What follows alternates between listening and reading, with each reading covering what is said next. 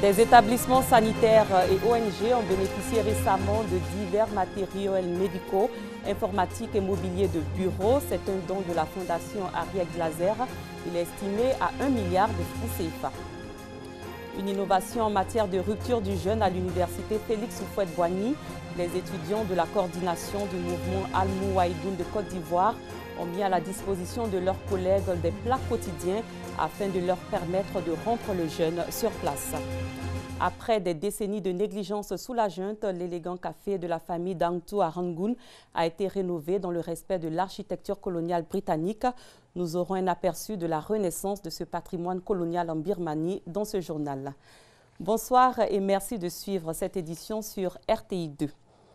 Avant de débuter cette information, le président indien Pranab Mukherjee effectue dès demain une visite en Côte d'Ivoire, une visite pour renforcer la coopération entre l'Inde et la Côte d'Ivoire. La Fondation Glaser a remis récemment à des établissements sanitaires et ONG des matériels médicaux, informatiques et mobilier de bureau. Valeur de ce don, 1 milliard de francs CFA. Hugues Hervé-Bly. Pour la Fondation Ariel Glaser, il s'agit avec ce don d'aider à combler les déficits qui existent en matière de dépistage, soins et traitement du VIH-Sida pour les enfants, les hommes et les populations hautement à risque. Selon son président exécutif Nicolas Djibo, ce sont 103 structures qui voient leur plateau technique renforcé avec des équipements et matériels médicaux acquis à un peu plus de 1,184 milliard de francs CFA. Principal bénéficiaire des postes de dépistage, table d'accouchement, couveuses, matériel informatique, laboratoires et autres, les structures sanitaires et ONG des régions sanitaires d'Abidjan 1, des Grands Ponts, de Boclé et de la Nawa. L'ensemble de ces équipements a été acquis avec les financements du programme américain du CDC PEPFAR. Depuis sa création en février 2011, la Fondation Ariel Glaser apporte en plus de son appui technique pour la prise en charge des personnes vivant avec le VIH, un soutien au fonctionnement des équipes régionales et départementales de santé. La journée nationale de sensibilisation à l'albinisme est commémorée ce 13 juin. Les albinos sont le plus souvent stigmatisés pour leur peau. Ils connaissent des problèmes de santé et d'insertion dans la société du fait de leur apparence physique. Grâce Kando. Autrefois, objet de stigmatisation et de discrimination, les albinos sont de plus en plus intégrés dans la société. Broulaye Diakité, par exemple, est albinos et sa maîtrise de la sculpture a franchi les frontières. Depuis 1992, j'ai fait la sculpture. J'ai participé dans tous les grands festivals comme le Salon international de l'artisanat 96. Au 51 du Ghana, j'étais invité. J'ai participé au festival de musique du Ségou au Mali, j'ai exposé là-bas. Je suis fier d'être albinos. L'albinisme est caractérisé par la déficience en mélanine. En cette journée internationale de sensibilisation à l'albinisme, l'ONG Bédassi, Bien-être des albinos de Côte d'Ivoire, plaide pour une intégration plus accrue. Faire de la Côte d'Ivoire un pays émergent à l'horizon 2020, nous voulons faire partie du bateau de cette émergence. En nous associant aux prises de décision, même en nommant des personnes vivant avec l'albinisme, soit dans les postes de ministère, comme l'a fait le cas en Tanzanie. Promouvoir les droits des personnes albinos en Côte d'Ivoire, le gouvernement s'y attelle avec des actions concrètes. Cette catégorie, conformément aux instruments internationaux, est considérée comme un groupe vulnérable. À ce titre, les personnes vivant avec l'albinisme bénéficient des mesures d'accompagnement, de prise en charge pour soigner les problèmes de peau et de vue que ces personnes rencontrent. Plaidoyer en faveur de l'albinisme pour une émergence inclusive à l'horizon 2020, c'est le thème retenu pour cette deuxième édition. Des albinos intégrés dans la société et qui participent au développement de la nation, c'est tout le sens de cette journée célébrée à travers le monde. Parlons éducation, les épreuves orales et pratiques du CEPE, certificat d'études primaires et élémentaires, débutent demain mardi 14 juin 2016 et prendront fin le 18 juin prochain sur l'ensemble du territoire national. Cette année, plus d'1 million de candidats prennent part aux examens à grand tirage en Côte d'Ivoire. Le lycée moderne de Djekanou, dans le centre de la Côte d'Ivoire, change de nom. Cet établissement s'appelle désormais lycée moderne Abdoulaye Diallo, du nom du premier magistrat de la commune. Le baptême a eu lieu en présence des autorités de la ville et des acteurs du système éducatif. Pargassoro Koni. 1997-2016, 19 ans que le lycée moderne de Djekanou a vu le jour grâce au premier magistrat de la commune, Baba Abdoulaye Diallo. Collège municipal à sa création avec 153 élèves, cet établissement scolaire est par la suite devenu lycée moderne par décision ministérielle en 2008 avec plus de 1400 élèves. Aujourd'hui, le lycée moderne de Djekanou a été baptisé lycée Abdoulaye Diallo. Cela grâce à la volonté de la première responsable du ministère de l'Éducation nationale, Kandia Kamara. Objectif, rendre un hommage au bâtisseur de cette école secondaire, Baba Abdoulaye Diallo. Un baptême qui s'est fait en présence des autorités administratives et coutumières, des élus et cadres de la région et de l'ensemble des acteurs du système éducatif de Djekanou. Occasion pour élèves et responsables du lycée Abdoulaye Diallo de saluer et féliciter le fondateur de cet établissement scolaire. Grand-père Abdoulaye Diallo, aujourd'hui le lycée porte votre nom. Ce n'est pas juste pour vous faire honneur. Merci tout pour immortaliser votre illustre personnalité dans cette ville que vous avez bâtie avec amour. Et nous, élèves de Djekanou, sommes très heureux de voir notre établissement porter votre grand nom. Le proviseur du lycée Abdoulaye Diallo au cours de cette cérémonie a exhorté l'ensemble des élèves et le personnel à redoubler d'efforts dans le travail en vue de rehausser l'image de ce grand bâtisseur, le maire Baba Abdoulaye Diallo. Un mot de religion à présent, direction l'université Félix Houphouët-Boigny à Cocody. En ce mois de Ramadan, les étudiants de la coordination du mouvement Al-Mouaïd Doun de Côte d'Ivoire facilitent la rupture du jeûne à leurs collègues. Ils leur offrent chaque jour des plats quotidiens, une façon pour eux de leur permettre de rompre le jeûne sur place dans la fraternité et la convivialité. Baraki Sabamba, Francois-Diou. Il est 18h30. C'est l'heure de la rupture du jeûne. Pas facile pour les étudiants après les cours de sacrifier au rituel. De la bouillie, du thé et le dîner sont offerts sur le campus. C'est une innovation des étudiants musulmans de l'université Félix Houphouët-Boigny.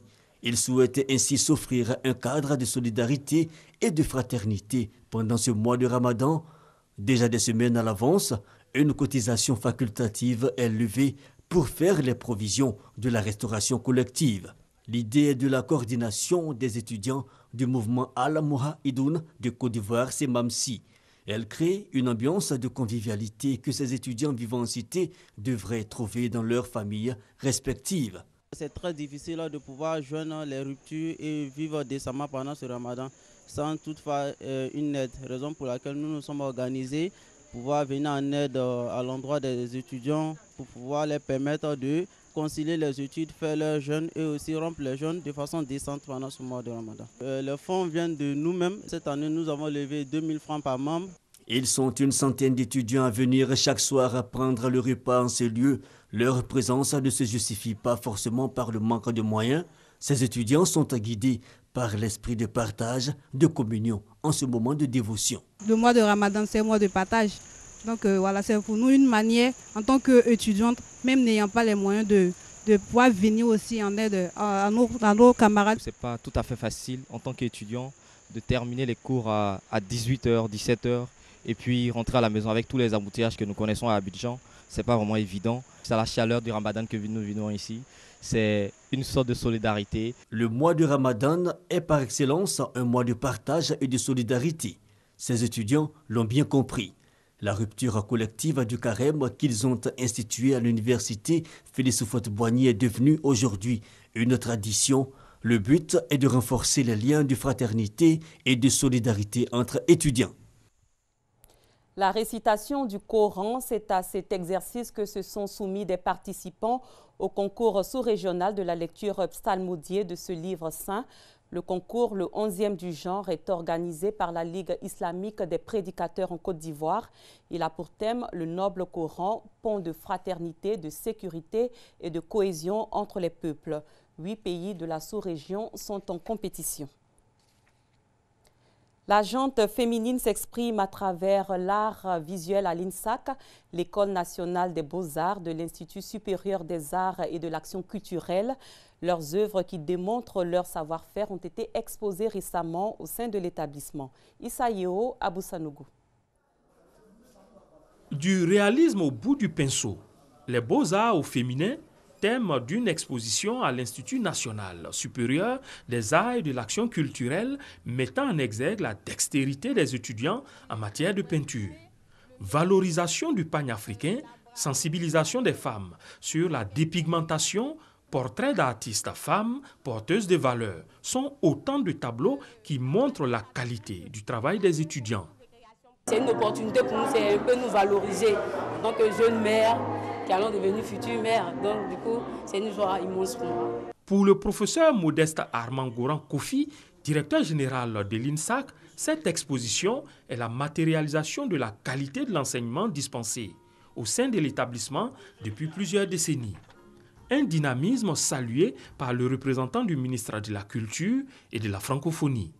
Le directeur général de l'INSAC a également profité de l'occasion pour rendre hommage aux pionniers de l'Institut, grâce à qui l'établissement est resté performant jusqu'à ce jour. Un tour à l'étranger à présent, ravagé par des décennies de négligence sous la junte. L'élégant café de la famille Dang Thu à Rangoon, en Birmanie, a été rénové dans le respect de l'architecture coloniale britannique. Des travaux qualifiés d'avant-garde. Je vous propose de suivre ce reportage. Au cœur du vieux Rangoon, un bout de patrimoine birman sauvé de la ruine. Cet immeuble colonial britannique a été laissé à l'abandon pendant des décennies sous la junte. Noirci par les moussons, l'édifice a retrouvé ses couleurs grâce à un programme de rénovation, avec un impératif: respecter l'architecture de l'époque, une chose rare dans une ville en plein essor immobilier. Je suis très content. Peu de gens pensent à rénover les bâtiments anciens. En temps normal, si un bâtiment est ancien, on le détruit et on construit de nouveaux appartements à la place. Donc c'est nouveau pour nous. La capitale économique de la Birmanie est en plein bouleversement depuis l'arrivée au pouvoir du parti d'Aung San Suu Kyi. Avec la levée des sanctions internationales, les investissements se multiplient et le développement urbain s'accélère, souvent au détriment de la conservation du patrimoine. Rangoon compte 189 monuments historiques selon la municipalité, mais aucun service de préservation n'existe. Les concepteurs du projet espèrent donc ouvrir la voie. Ils sont satisfaits du résultat, le bâtiment est superbe. Il attire l'attention des gens et c'est un des objectifs d'un projet pilote. Nous voulons faire participer les gens, qu'ils réfléchissent à leur héritage. La restauration du bâtiment, financée par l'aide internationale, a en tout cas rapidement convaincu les habitants de la rue. Je pense que cette rénovation est la récompense d'une vie antérieure, parce que nous n'aurions jamais pu nous le permettre. Le bâtiment centenaire rénové se dresse désormais comme un témoignage de l'histoire birmane. Une fenêtre sur le passé dans un pays pressé d'aller vers l'avenir. En sport Euro 2016, l'Espagne s'est imposée à la République tchèque par 1-0. Un but inscrit à travers un coup de tête du défenseur Gérard Piqué. L'Espagne rejoint ainsi la Croatie à la tête du groupe D. Dans le groupe E, l'attaquant Emanuele Giaccherini a ouvert le score pour l'Italie à la 32e minute dans le match contre la Belgique. Ce score est resté intact jusqu'à la fin de la rencontre qui s'est soldée par 1-0. Zlatan Ibrahimovic est un footballeur international suédois qui évolue actuellement au poste d'attaquant au Paris Saint-Germain. Il est considéré comme l'un des avant-centres les plus complets au monde. Zlatan Ibrahimovic défend en ce moment les couleurs de son pays, la Suède, à l'Euro 2016. Je vous invite à suivre ses traces dans cet élément. Il est une véritable légende. Zlatan Ibrahimovic a grandi ici, dans cette banlieue populaire de Malmö, où vivent principalement des immigrés. Sa mère est croate, son père bosniaque. À 6 ans, il commence à s'entraîner au FBK Balkan, un club fondé par des immigrés yougoslaves dans les années 1960. Il était plutôt doué. Il aimait le ballon plus que tout. Je crois même qu'il dormait avec. Il ne le lâchait jamais. Une détermination sans faille qui lui vaudrait d'être repéré par le club de première division, Malmö FF, dont il rejoint l'équipe espoir. Ça a commencé lentement, mais le résultat est brillant. Après Malmö, Ibra rejoint l'Ajax d'Amsterdam, puis Turin, l'Inter de Milan, Barcelone et le Milan AC, avant son arrivée au PSG en 2012. Un parcours impressionnant et porteur d'espoir pour les habitants de ce quartier miné par le chômage. Pour nous, c'est important. Quand nous étions petits, l'ambiance ici à Malmö était déprimante. Mais quand on se rend compte que quelqu'un comme lui peut conquérir le monde, on se sent moins désespéré. On peut se dire, pourquoi je ne pourrais pas conquérir le monde moi aussi ? Tout le quartier attend désormais que le flamboyant capitaine de l'équipe suédoise fasse des étincelles à l'Euro. Je précise que l'Italie a défait la Belgique par 2-0 lors de ce dernier match de cette journée de l'Euro 2016. Et c'est la fin de cette édition sur RTI2. Merci de nous avoir suivis. Très bonne suite de programme.